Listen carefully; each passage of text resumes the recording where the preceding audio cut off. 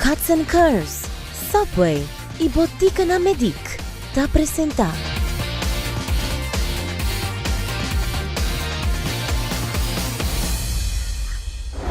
Durante a temporada aqui de Saúde 5, nós contamos de meta de Bex no Social Media Queen.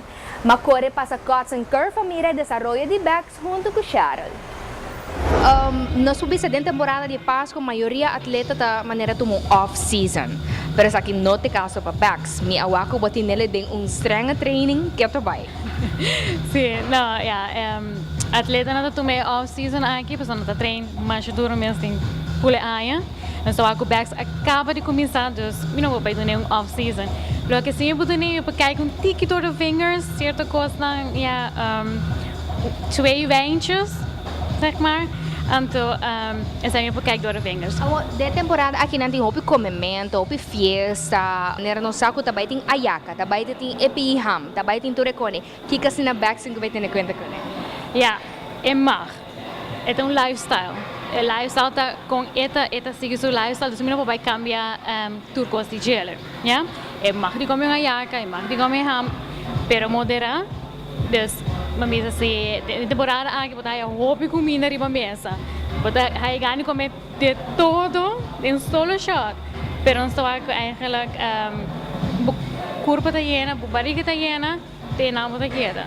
Essa moderação, então comer pira de gelo. Se você tem ganas de comer, come pira de gelo, mas não vai comer inteiro e ham of uma yaca de mesa. E naturalmente queda move. Correto, essa é mais ainda. Correto. Que assim na população nós televidentes não está mirando nesse momento na aqui para a temporada de fim de ano, quizás algum conselho? Algum conselho? Mano, uma pessoa não comete coisas de moderação. Então, kijk uit para bebida não pode beber. Dus wijntje está ok, mas se você vai na cerveja, você vai mais tem bebida não tem mais sterk, só que você não tem tem mais. Of whisky por ainda, pero whisky black.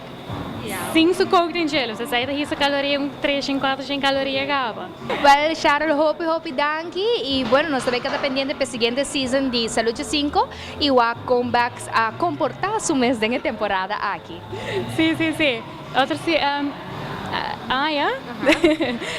então eu começar back, então agora nós vamos estar com Leo backstage e nós vamos estar cijfers também de backs, então com ela barra, que ela gain também, então músculo, me espera que ela gain músculo, nós vamos estar treino duro, então comendo saudável de mês e vet mestre barra. Well, mais danke Cheryl, televidente na maneira batende.